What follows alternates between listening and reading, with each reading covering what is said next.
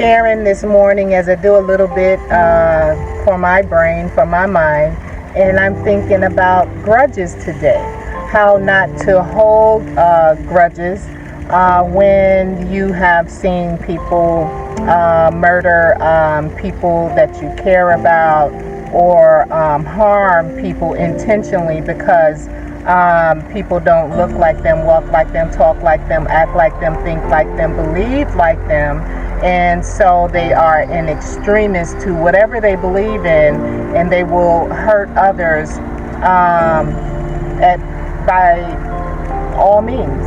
And so when you watch this and witness this, and you cannot participate in changing people, you finally realize people are the way they are because of their background, because of their ignorance, because they do refuse to want to see things in a different light.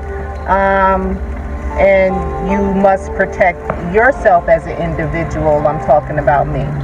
And so how not to hold grudges on these type of people, to get it out of your soul, to continue to be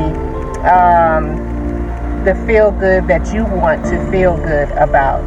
And so that's what I'm looking into today, and I'll go ahead and read a little bit about that and share as I read that with you. Okay, so here we go, talking about grudges,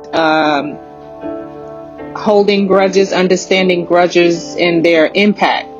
Holding a grudge, particularly in the context of severe injustices such as murder and ongoing oppression, can have profound psychological and emotional effects.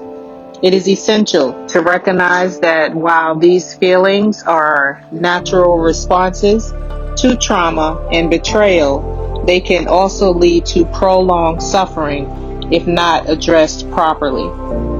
So number one would be to acknowledge your feelings. And the first step in overcoming a grudge is to acknowledge those feelings, understand that it is normal to feel anger, to feel resentment or hatred towards those who have caused harm. Allow yourself to process these emotions without judgment.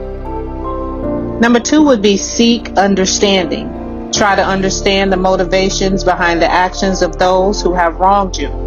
This does not mean condoning their behavior, but rather recognizing that their actions may stem from their own pain, from their own fear, or from their own ignorance.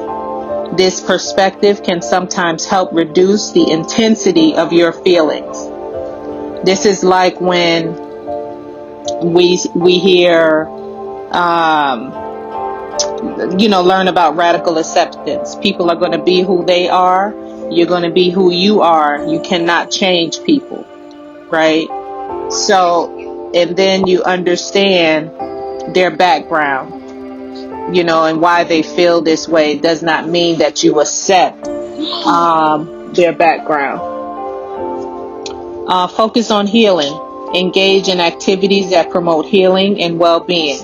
This could include therapy, meditation, or community support groups where you can share your experiences with others who understand your pain. Healing is a personal journey and may take time. This is why I harp on finding your like-minded people. Practice forgiveness. Forgiveness does not mean forgetting or excusing the harm that has been done. Rather, it is about freeing yourself from the burden of negative emotions associated with holding a grudge. Like, you don't want to keep that stuff inside of your soul and your mind, your body, and, just let it eat you up. Consider forgiveness as a gift that you give yourself to move forward without being weighted down by a past grievance. Set boundaries. Okay, let me elaborate a little more on that. Is that, I'll leave it. Set boundaries. Protecting yourself involves establishing clear boundaries with individuals or groups that continue to cause harm. This may mean limiting contact or engaging only in safe environments where you feel secure. Engage in positive action. Channel your feelings into positive action for yourself and your community. This could involve advocacy work, education initiatives, or community building efforts aimed at preventing further injustices and fostering understanding among different groups. The next one here will be cultivate empathy. Work on developing empathy towards others, even those who have wronged you. This can be challenging, but can lead to greater emotional resilience. I think that phone call cut me off. Oh, no, it didn't. It's still going. Can lead to greater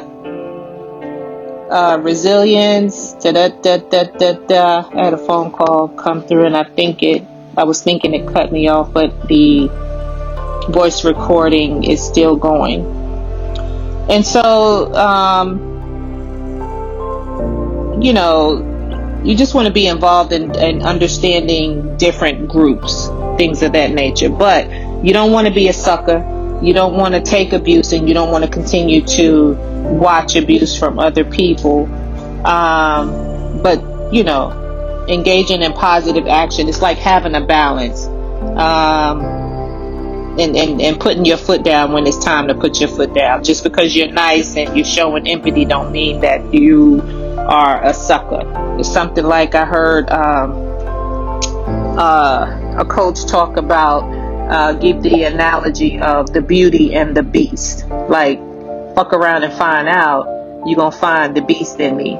You know what I'm saying? Just because I'm nice to you, you may think I'm beautiful, I'm nice, I'm showing empathy, but don't you take that to the limit where you can manipulate or control me. So cultivate empathy, work on developing empathy towards others, even those who have wronged you. This can be challenging. This is what I was just explaining, but can lead to greater emotional resilience and understanding of human behavior. Now, I have noticed when you do change and don't and show empathy towards others, regardless of their background, regardless of what they have done, some people it will rub off onto, and you'll see the change within them. Always seek professional help if you can, if feelings of anger or resentment are overwhelming. Consider seeking professional help from a psychologist or counselor who specializes in trauma recovery and conflict resolution. Huge focus on personal growth. Invest time in personal development through education, hobbies, or skills training that empower you and contribute positively to your life and community. The last one here is build supportive relationships. Surround yourself with supportive friends and family who understand your situation and can provide emotional support during difficult times. So by following these steps thoughtfully, it becomes possible to let go of grudges while also protecting oneself from further harm. And that's it today. Peace.